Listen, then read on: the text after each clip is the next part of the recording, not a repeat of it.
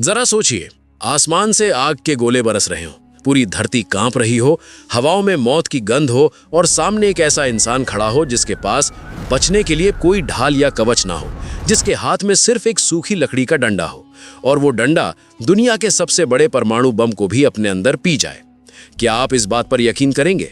ये कोई हॉलीवुड की साइंस फिक्शन फिल्म का सीन नहीं है, बल्कि हमारे ही इतिहास का वो रोंगटे खड़े कर देने वाला सच है जो पूरी दुनिया को ये साबित करता है कि असली सुपर पावर किसी विनाशकारी हथियार में नहीं, बल्कि इंसान के शांत दिमाग और उसकी आध्यात्मिक शक्ति में होती है। ये उस महागाथा की शुरुआत है जहां सत्ता का अंधा अहंकार एक ऐसी अनदेखी शक्ति से टकराया जिसने भौतिक विज्ञान के सारे नियम तोड़कर रख दिए। ये कहानी शुरू होती है एक ऐसे राजा के गुरूर से जिसे लगता था कि दुनिया की हर चीज खरीदी या छीनी जा सकती है। वो राजा था सम्राट विश्वामित्र, एक ऐसा अजय योद्धा जिसने अपने बाहुबल से पूरी धरती को जीत लिया था। उसके रथ के पहियों से उड़ने वाली धूल से सूरज छिपा जाया करता था।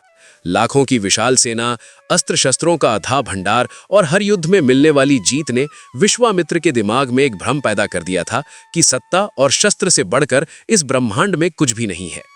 एक बार लगातार कई युद्ध जीतने के बाद सम्राट विश्वामित्र अपनी उसी विशाल सेना के साथ एक बेहद घने जंगल से गुजर रहे थे। महीनों की यात्रा के कारण उनके लाखों सैनिक भूख, प्यास और थकान से टूट चुके थे। जंगली रास्तों पर दूर दूर तक पानी या भोजन का कोई नामो निशान नहीं था। तभी उस भयानक जंगल के बीचों बीच उन्हें एक ऐसा स्थान दिखाई दिया जहां हवाओं में एक अजीब सी शांति थी। वहां हिंसक जानवर भी एक साथ बैठे थे। ये महर्षि वशिष्ठ का आश्रम था। महर्षि वशिष्ठ, जो देवताओं के भी आदरणीय थे, एक बहुत ही साधारण सन्यासी की तरह अपनी कुटिया के बाहर बैठे थे। विश्वामित्र ने अपनी सेना को वहीं रोका और महर्षि के पास गए।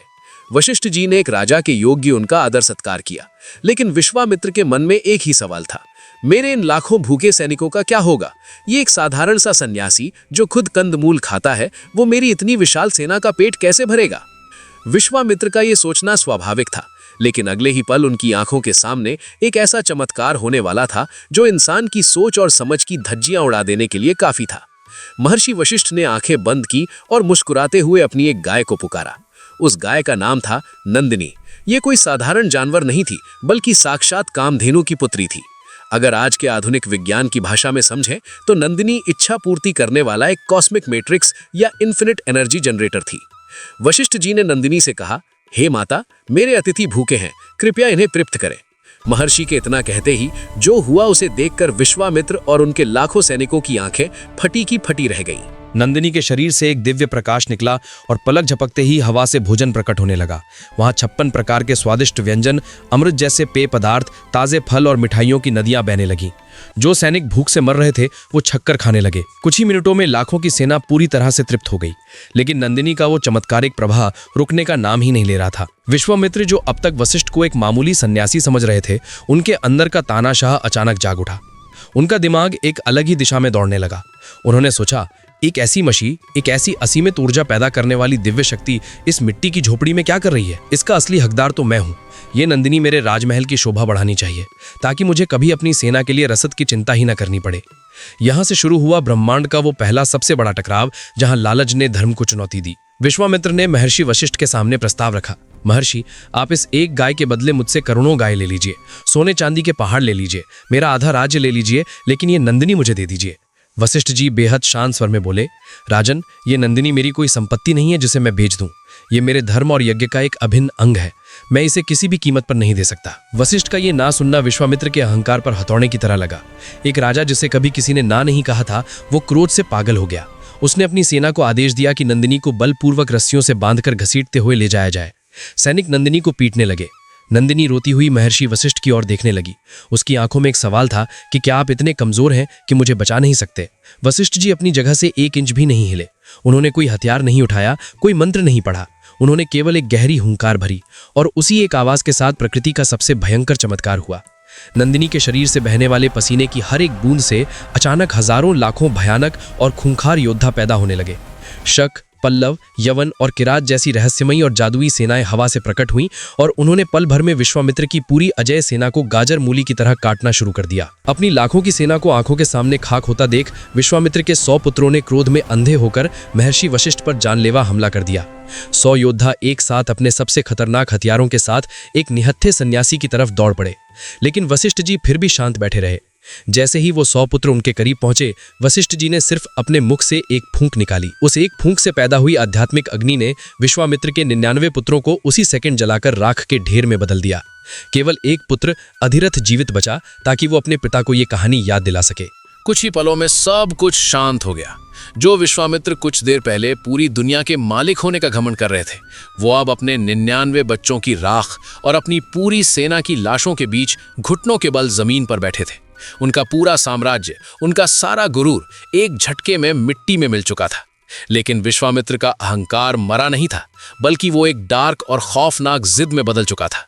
उन्होंने उसी पल अपना राजपाट, ऐशो आराम और मुकुट सब कुछ त्याग दिया। महलों के नरम बिस्तरों को छोड़कर वो सीधे हिमालय की उन जमा देने वाली, कंपा देने वाली बर्फीली चोटियों की तरफ निकल पड़े, जहां केवल मौत का सन्नाटा था। हिमालय की उस दुर्गम चोटी पर पहुंचकर विश्वामित्र ने साक्षात महाकाल भगवान शिव की ऐसी भयंकर तपस्या शुरू की, जिसके बारे में सोचकर ही रूह कांप जाए।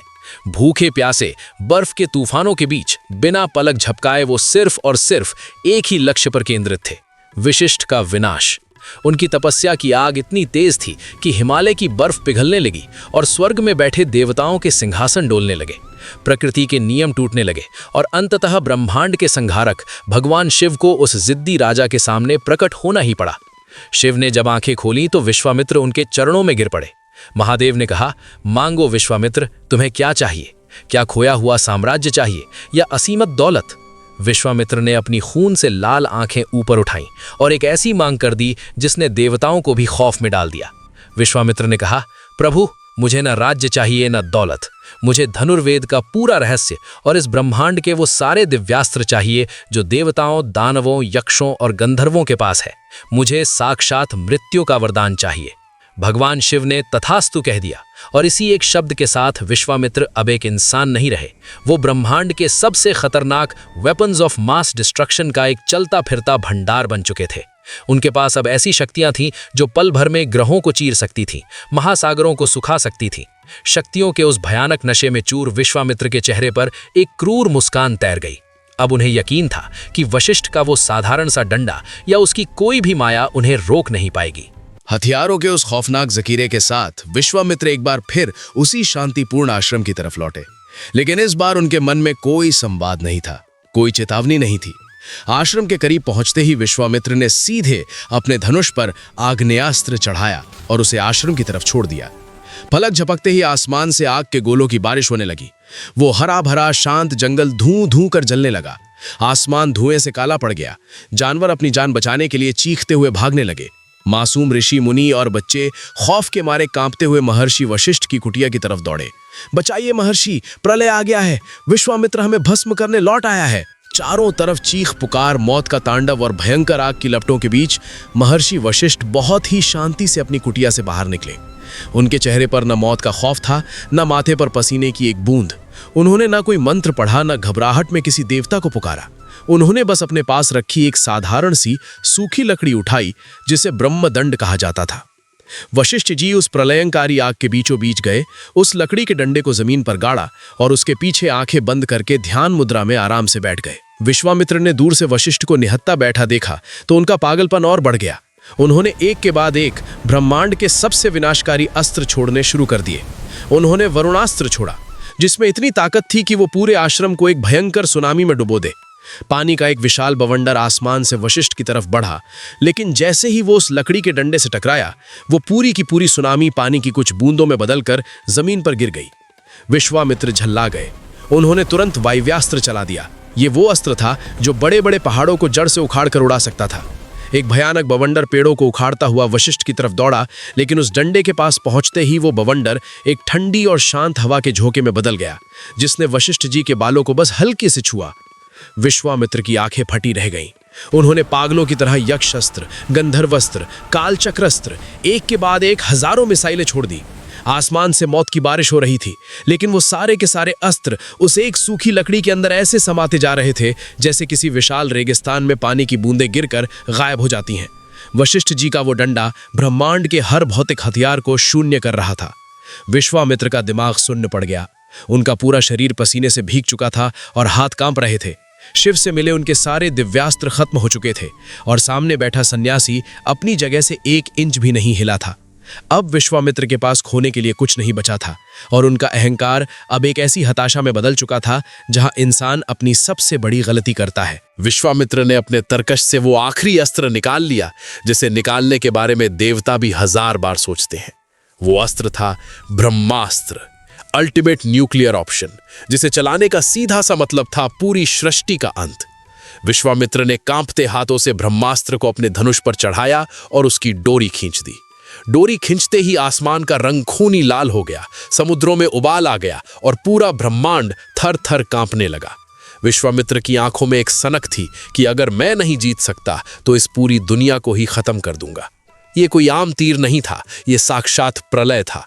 ब्रह्मास्त्र के प्रकट होते ही उसकी गर्मी इतनी अकल्पनीय और भयानक थी कि आसमान में चमकते हुए असली सूरज की रोशनी भी उसके सामने एक दिए की तरह फीकी पड़ गई। धरती का तापमान अचानक बढ़ने लगा, समुद्रों का पानी खौलने लगा और हवा में उड़ने वाले पक्षी राख बनकर जमीन पर गिरने लगे। स्वर्ग में बैठे देवता अपने सिंहासनों से उठकर खड़े हो गए। उनके चेहरों पर खौफ छा गया और वो चीख चीख कर त्राहिमाम त्राहिमाम करने लगे। पूरी सृष्टि, पूरा ब्रह्मांड अपनी सांसें रोककर उस विनाश को देखने लगा, क्योंकि अब धरती का फटना और सब कुछ भस्म होना तय लग रहा था। वो आग उगलता हुआ करोड़ों सूर्यों की गर्मी लिए ब्रह्मास्त्र सीधा महर्षि वशिष्ठ की सीने की तरफ एक उल्का पिंड की गति से बढ़ रहा था। लेकिन वशिष्ठ जी की आंखें अभी भी बंद थीं। उनके चेहरे पर वही ब्रह्मांडीय शांति थी और उनके ठीक सामने जमीन में गड़ा था वो साधारण सा लकड़ी का डंडा, उनका ब्रह्मदंड। जैसे ही वो प्रलयंकारी ब्रह्मास्त्र वशिष्ठ जी को भस्म करने के लिए उस ब्रह्मदंड से टकराया, समय जैसे वहीं रुक गया। एक महाविस्फोट हुआ, लेकिन यह विस्फोट विनाश का नहीं बल्कि परम सत्य के जागरण का था। उस लकड़ी के डंडे ने जलने या राख होने के बजाय एक ऐसा चमत्कार किया जो भौतिक विज्ञान के हर नियम को झुठला देता है। वो डंडा करोड़ों सूर्यों की चमक के साथ दमकने लगा। महर्षि वशिष्ठ का तपोबल, उनकी वो आध्यात्मिक ऊर्जा उस डंडे के रूप में एक ऐसे ब्लैक होल में बदल गई जिसने ब्रह्मास्त्र की सारी रेडियो एक्टिव, सारी विनाशकारी और प्रलयंकारी ऊर्जा को अपने अंदर खींचना शुरू कर दिया। आसमान से बरसती हुई आग अचानक शांत होने लगी। वो अजेय ब्रह्मास्त्र जिसे कोई देवता, कोई असुर नहीं रोक सकता था, वो उस एक सूखी लकड़ी के अंदर ऐसे समा गया जैसे उबलते हुए लावे को किसी ने बर्फ के विशाल महासागर में डाल दिया हो। पलक झपकते ही पूरा ब्रह्मास्त्र उस डंडे के अंदर जाकर हमेशा हमेशा के लिए शांत हो गया और फिर वहां सिर्फ एक गहरा पवित्र सन्नाटा छा गया। दूर खड़े विश्वामित्र की आंखें फटी की फटी रह गई। उनके हाथ से शिव का दिया हुआ वो अजेय धनुष छूटकर जमीन पर गिर पड़ा। उनका पूरा शरीर एक सूखे पत्ते की तरह कांप रहा था। जिस ब्रह्मास्त्र पर उन्हें इतना गुरूर था, जिसके दम पर वो भगवान को भी चुनौती देने चले थे, उसे एक मामूली सी लकड़ी ने पी लिया था। विश्वामित्र को समझ आ गया कि हथियार चाहे कितने भी विनाशकारी क्यों ना हो, वो एक जागृत आत्मा की शांति को नहीं भेज सकते। अहंकार के उस सबसे ऊंचे पहाड़ से गिरकर विश्वामित्र घुटनों के बल जमीन पर बैठ गए। उनकी आंखों से अब क्रोध के नहीं बल्कि पश्चाताप और हताशा के आंसू बह रहे थे। उनके कांपते हुए होठों से इतिहास के वो सबसे प्रसिद्ध शब्द निकले जो आज भी वेदों में गूंजते हैं। दिग बलम क्षत्रिय बलम ब्रह्म तेजो बलम बलम एकेन ब्रह्मदंडेन सर्वास्त्राणि हतानि में। अर्थात धिक्कार है मेरे इस क्षत्रिय बल को, धिक्कार है इन सारे विनाशकारी हथियारों को और मेरी इस सत्ता को। असली बल तो सिर्फ आत्मा का बल, ब्रह्म का बल है। आज एक छोटे से लकड़ी के डंडे ने मेरी सारी शक्तियों, मेरे सारे गुरूर को निगल लिया। उस दिन विश्वामित्र का राजसी अहंकार हमेशा के लिए मर गया और एक सच्चे महर्षि बनने की उनकी असली यात्रा शुरू हुई। जरा रुकिए और सोचिए, ये घटना सिर्फ हजारों साल पुरानी कोई कहानी नहीं है, बल्कि ये आज के कलयुग का सबसे बड़ा और कड़वा सच है। हम अक्सर इस गलतफहमी में जीते हैं कि जो इंसान जितना जोर से चीखता है, जो जितनी तेज गालियां देता है या जिसके पास जितना पैसा और रुतबा है, वो उतना ही ताकतवर है। लेकिन महर्षि वशिष्ठ और विश्वामित्र की ये महागाथा हमारे मुंह पर एक सच्चाई का तमाचा मारती है। ये बताती है कि दुनिया का सबसे अभेद्य और सबसे शक्तिशाली डिफेंस सिस्टम आपकी अपनी आंतरिक शांति है। अगर आपका मन शांत है, अगर आप भीतर से आध्यात्मिक रूप से मजबूत है, यानी अगर आपके पास आपके आत्मनियंत्रण का ब्रह्मदंड है, तो बाहर की दुनिया का कोई भी जहरीला वार, कोई भी मानसिक ब्रह्मास्त्र आपको अंदर से नष्ट नहीं कर सकता। इस कहानी से मिलने वाली सबसे बड़ी सीख और अंतिम सच यही है, जीवन में जब भी आपका सामना किसी विश्वामित्र जैसे क्रोधी, अहंकारी या नफरत से भरे इंसान से हो, तो उससे लड़ने के लिए उसके जैसा क्रोधी मत बनिए। आग को आग से नहीं बुझाया जा सकता। अपनी चुप्पी, अपनी मुस्कान और अपने आत्मनियंत्रण को अपना ब्रह्मदंड बनाइए। याद रखिए, बाहरी हथियार या कड़वे शब्द सिर्फ शरीर और मन को कुछ पल की चोट पहुंचा सकते हैं, लेकिन आपकी शांति और आपकी खामोशी सीधे सामने वाले के अहंकार को काटती है।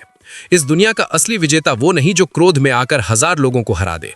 असली विजेता वो है जो अपने ही क्रोध को पी जाए और मुस्कुराते हुए प्रलय को भी शांत कर दे।